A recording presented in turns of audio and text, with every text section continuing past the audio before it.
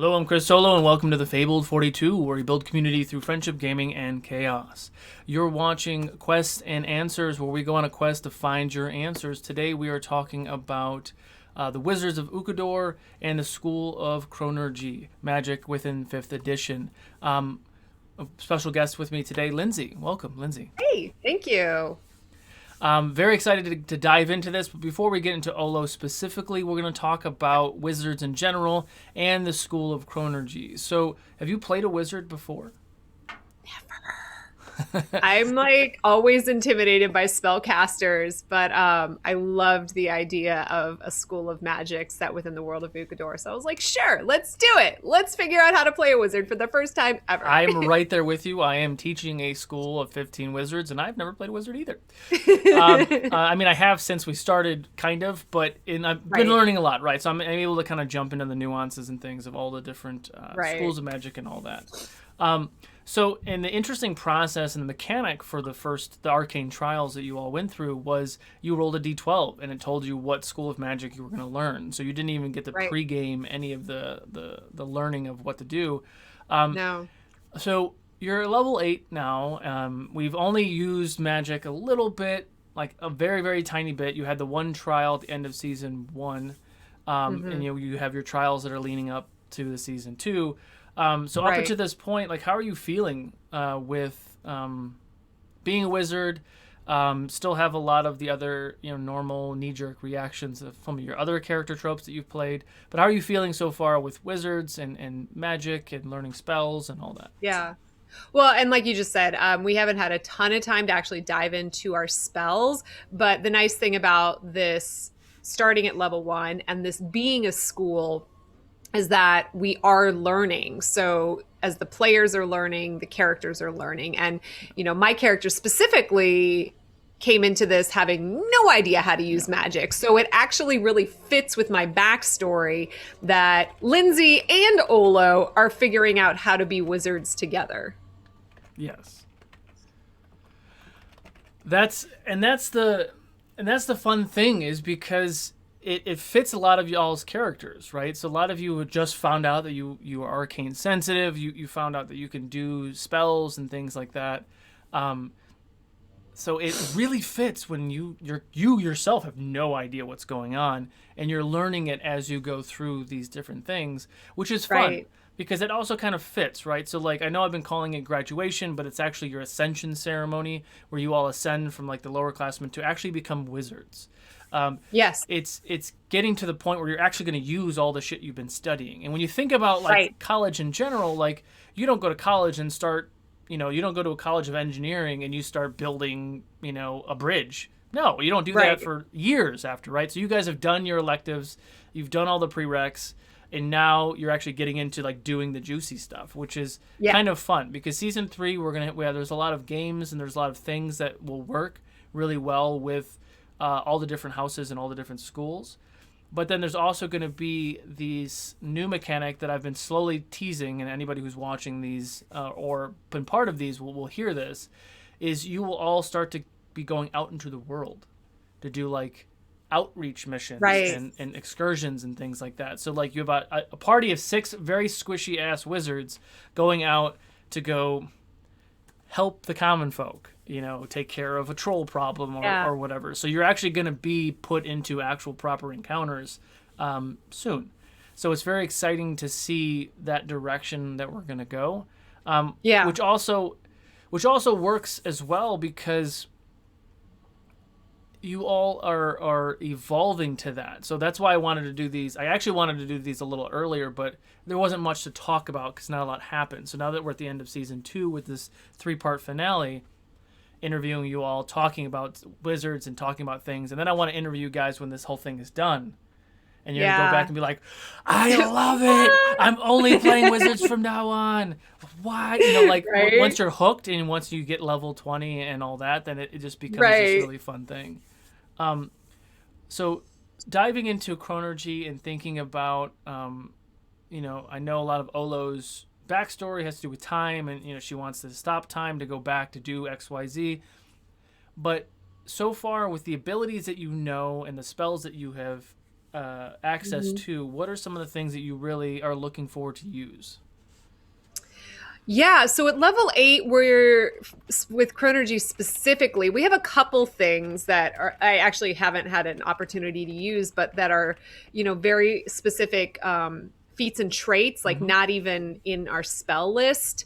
Um, so, things like the chronal shift, where I can force a creature to re-roll. So, I mean, I guess it's similar to luck. Yeah. But you can decide to do that, and you can do that a couple times, within before a long rest. And I also love, the thought of momentary stasis, where Yeah. I have to force a creature to make a con saving throw, and if they fail, they're encased in a field of magical energy, which again, those are specific feats and traits to the School of Chronergy. And then, you have some spells that are very specific that will allow you to kind of impact how battles go with regards to stopping other, opponents from playing, things like that, which I'm really interested into diving into. So there's nothing, like, at least that I haven't read yet. And again, I haven't fully dived into level 20 wizards, but the thought of like being able to um kind of go back and make people do things again sounds really interesting to me, or at least like stopping people from moving forward Yeah. because you encase them. That's amazing. Yeah, and I think next season will definitely be. There's a lot of fun things you guys can do because, like, everybody talks about the comparisons between like Harry Potter and this, which there are some, like your different houses and all that, but like Right. it's so much deeper because like you learn a little spells and then the story's all about Voldemort and all that and Harry Potter and all that, but this is different because it's all 15 of you and there's all these different things going on. So Right. uh, it's an interesting thing because we're using more magic. So these games, like the games in Harry Potter, and again, I've only seen the movies once and I haven't read the book. I know everybody hates me, but the game that they do is they don't use magic. You just fly around in a broom and you're actually not allowed to use magic. But in my games, you're Right. allowed to use magic. So you could like freeze somebody or pause somebody. But Right. so it's very exciting to see um, all of those things and how they continue to unfold Right. as the things come. But looking ahead now with Chronergy at higher levels, at level 10 and level 14, you get some new abilities. Have you looked at those? Yes. So at 10 you get the arcane abeyance, which you can take you can cast a spell level 4 or lower, and you can like put it into, I guess they call it a moat. So basically the spell is frozen in time at the Yeah. moment of casting and held within this bead, and it's immune to lots of things. And so it's an interesting way to hold onto your spell Yeah. slots. And then at level 14 you get convergent future, Yeah. where you can peer into possible futures and magically pull one of them into the events, which I'm just like, that sounds really Yeah. exciting.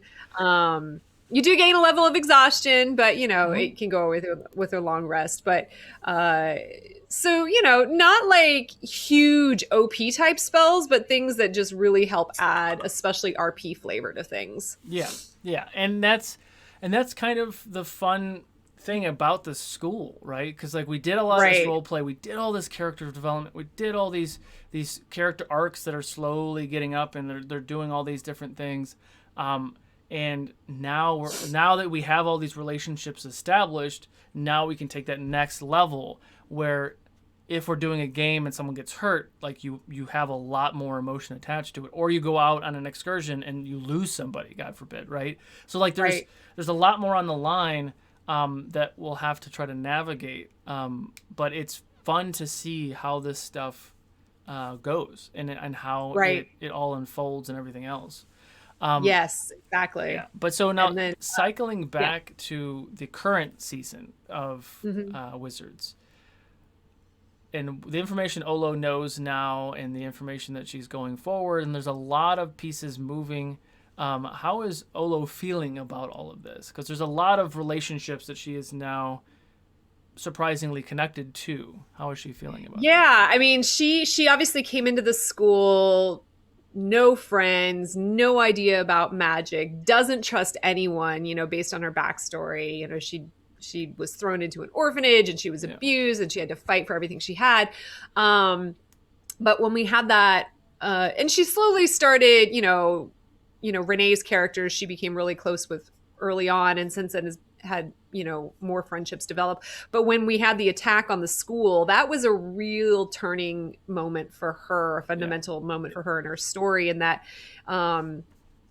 she actually did something to help people. She did some of the healing for it, which showed her that she does have something to contribute to, the world at large, and she's getting better. But it also showed her that, this is the first time she's ever had family and friends, people she can call family. And she is now very much going to do whatever it takes to protect them. So she is now on a mission to take down this headmaster. And she does also kind of commiserate with, the individual who's been attacking the school, because she's like, she knows what it is to be bullied and things like that. And so, but the concept of the headmaster using the students and, betraying them, she definitely wants to do something about that. And she does have that inner anger and turmoil, and she has no problem slitting someone's throat. Absolutely. And that's kind of the fun thing that has happened with we're just navigating all of the things, because again, like Wizards, the whole purpose for Wizards was just a fun thing for like 15 people to jump and do a thing, but it wasn't built for the players to just sit here and have fun. I mean, it was so the players would have fun, but it was built to do several storylines that tie into realms, right? Because this was a companion show to realms specifically. But as we got through the Arcane Trials and those 3, first episodes of season 1, we're like, oh wait, this is really fun. So it's evolved dramatically. So like, which is why everything's been so story heavy so far, and it's been so focused, because that was the content that was created for the companion part of this. But it's been fun to see all of these characters now dive in. Everyone's characters were only like, oh yeah, we're only building this for 1 season. This is a one shot. Like no one thought past that. But that kind of stuff actually works really well, because you don't necessarily have to have a deep backstory to be a degenerate or to be an outcast or to be whatever and brought into this new home, and now you're developing it as you go. So it's worked watching all these amazing characters and their stories, even if it's just so surface level, start to unfold, and you're like, oh, like, this would be really cool, and you add it. Like, and if it doesn't break anything or break a timeline or something you said before, you can. Most people haven't talked about who their parents are or how they got here. They're like, yeah, I just did a thing.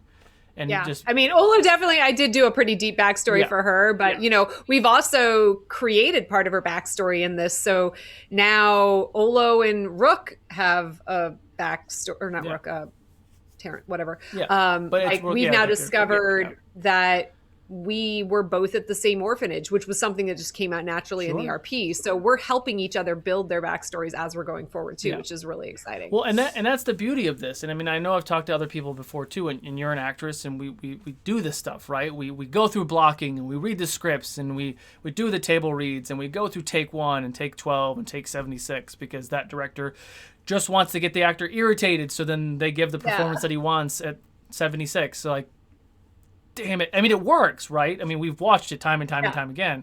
You look at The Revenant with DiCaprio, and like, that's why he got the Oscar, is he was dragged through the cold shit.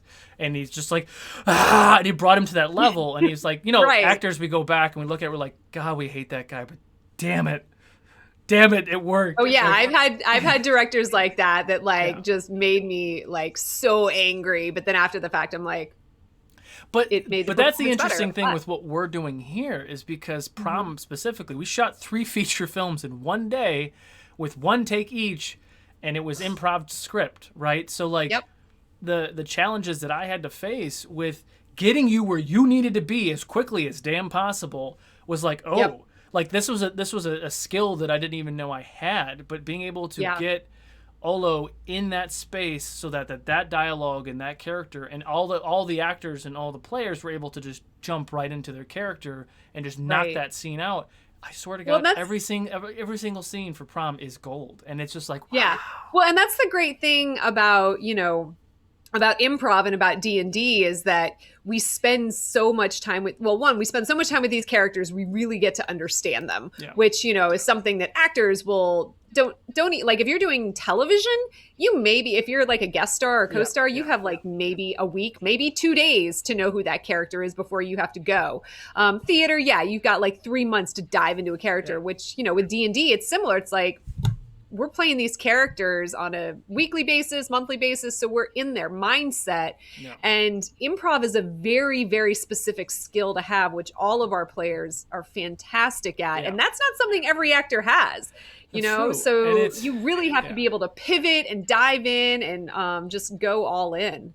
Yeah, and being able to give all of the actors and all the players the power, because like on a normal film set you don't have power. You're like, this is your, unless you're an A-lister, this is your script, this is your character, go. This is my character that I'm giving to you. But like me as a director, I've always built my cast with my cast. Like I have an outline, like, yeah, you have to hate spiders and you have to do this thing, but everything in between is you, because when an actor puts themselves into that role, then they're the role. Because yes, you might have only been playing this character for a few weeks, but it's a lot of you, and you know you've been around you for a long time. So it's really fun watching all those little pieces of everyone kind of unfold into these characters in Wizards of Ukodor, specifically with all of these crazy things. But exactly. So circling back, we only have a few minutes left. With Chronurgy specifically, what are you most looking forward to in the future seasons? So, you know that we're going to do a lot more with the magic. You know, you're going to actually be put into encounters proper with your party members. Like, what are you most looking forward to? Well, I'm really looking forward to seeing how all of our schools of magic work together as we're going out in the world and facing creatures, and as we're, you know, eventually having to take on this big baddie. Seeing how we can learn to work together as a team and, you know, work to use our different schools of magic to be assets to each other.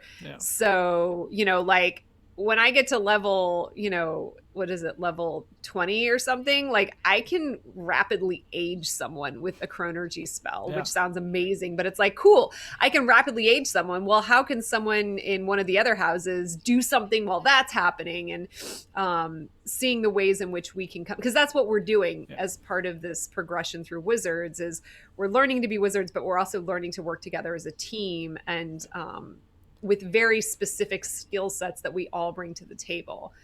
So that's something that really excites me. Yeah, and it's gonna be interesting too in the final moments here. Is like thinking about that.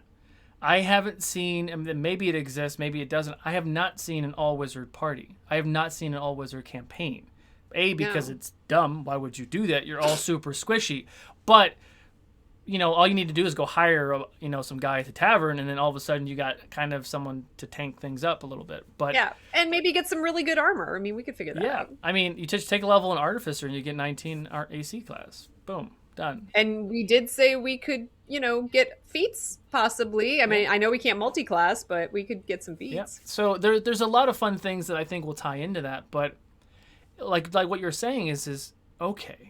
Our mindset for D&D is a fighter, you know, a sneaky person, a ranged person, a healer, and then a magic user, right? Now, what happens if it's a magic user and a magic user and a magic user and a magic user and a magic user? Yeah. So all of a sudden you're shifting, but you're still thrown into the same encounters. You got this big ass ogre that he might not be able to one-shot you, but he sure as shit can two-shot you. So like, how do you work as a team to utilize all of your strengths to pull focus, to do certain things, to shift, and to do whatever. Kind of like what we did with Adventures in Middle-earth that day, where we spread and did all the things. Exactly. Well, and I feel like Wizards, I mean, we can actually probably kind of do that a little bit, because, you know, with spells like Booming Blade, we can get someone, you know, maybe if they've got some buffs with some armor or something, they can get in close melee range and use spells that like specifically deal with melee damage and weapons. You can have someone doing ranged psychic and someone else doing ranged, you know, ice or something like that. So I feel like,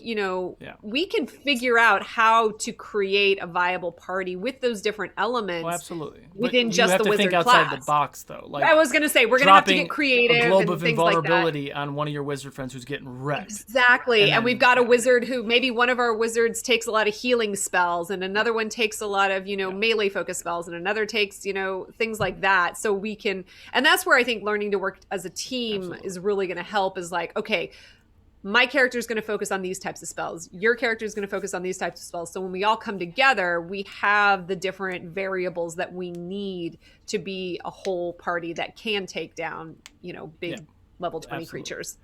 Well, we are at time. Linsay, where can everybody find you? Awesome. You can find me on Instagram and Twitter at Linsay Rousseau. You can find me here every Monday with Legends of Shalgal, every other Sunday with Adventures in Middle Earth, and with the rollout on Wednesdays. Thank you very much for joining me today.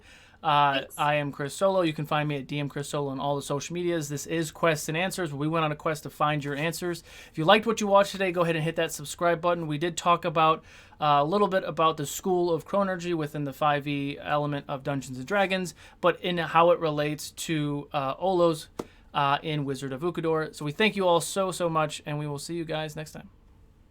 Bye.